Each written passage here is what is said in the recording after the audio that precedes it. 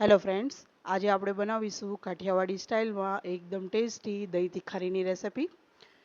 તો આપણે આ રીતના એક જાળીવાળા વાસણમાં દહીં લઈ લીધું છે અને નીચે આપણે વાસણ મૂકી અને દહીંમાં જે એક્સ્ટ્રા પાણી હોય તે નીકળી જાય એ માટે મૂકી દીધું છે.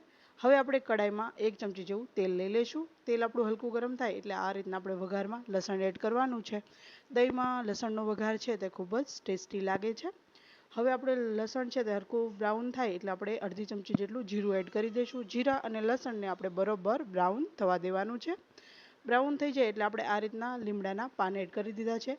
મારે અહીંયા ધોયેલા થોડા પાન હતા એટલા માટે થોડું પાણીનું પ્રમાણ હતું એટલે આ રીતના લીમડામાં થોડા છાંટા પેલા થયા છે.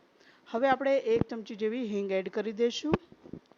બધો વઘાર આ રીતના થઈ જાય ને પછી આપણે એમાં ચટણી, હળદર અને ધાણા જીરું પાવડર આપણે આ રીતના પાણીમાં મિક્સ કરી અને એડ કર્યું છે. આ રીતના એડ કરવાથી આપણો વઘાર છે તેમાં મસાલા બળતા નથી, એટલા માટે આ રીતના હલકું 1 થી 2 ચમચી જેવું પાણી એડ કરી અને બધા મસાલા મિક્સ કરી અને એડ કરવા. તમે અહીં ઈચ્છો તો લસણવાળી ચટણી પણ એડ કરી શકો છો, પણ મેં અહીં સાદી ચટણી જ લીધી છે અને લસણનો યુઝ આપણે વઘારમાં કર્યો છે. હવે આપણે આમાં સ્વાદ પ્રમાણે મીઠું એડ કરી દઈશું અને આ પાણી બળે ત્યાં સુધી મસાલાને આપણે બરોબર પકાવી લેવાનો છે. તમે જોઈ શકો છો આપણો મસાલો છે તે બરોબર તેલ છોડવા લાગ્યો છે. હજી આપણે આને 2 મિનિટ માટે બરોબર પકાવી લઈશું. આપણું જે પાણી હતું 2 ચમચી જેવું એ હવે બળવા લાગ્યું છે અને સાઈડમાંથી તેલ છૂટું પડવા લાગ્યું છે. હવે આપણે આમાં અડધી ચમચી જેવી ખાંડ એડ કરી દઈશું અને આપણે ખાંડને મિક્સ કરી અને ગેસની ફ્લેમ છે તે બંધ કરી દેવાની છે.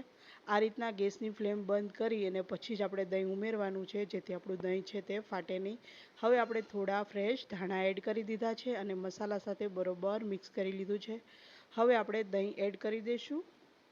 તમે જોઈ શકો છો આ રીતના દહીંમાં થોડું ઘણું પાણી હોય તો આ રીતના કાણાવાળા વાસણમાં રાખી અને પાણી છે તે નીકળી જાય ત્યાં સુધી રહેવા દેવાનું અને પછી આ રીતના દહીંને આપણે એડ કરી દેવાનું છે.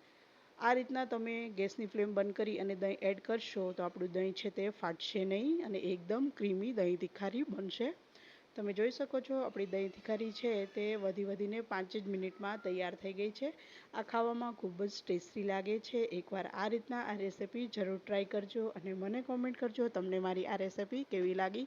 આમાં તમે ઈચ્છો તો વઘારમાં ડુંગળી છે, ટમેટાં છે, એ બધું મરચાં છે બધું એડ કરી શકો છો, પણ આ રીતના સિમ્પલ અને એકદમ પ્લેન આ રીતના દહીં તીખારી ખૂબ જ ટેસ્ટી લાગે છે. તો એકવાર જરૂર ટ્રાય કરજો અને મને કોમેન્ટ કરજો તમને મારી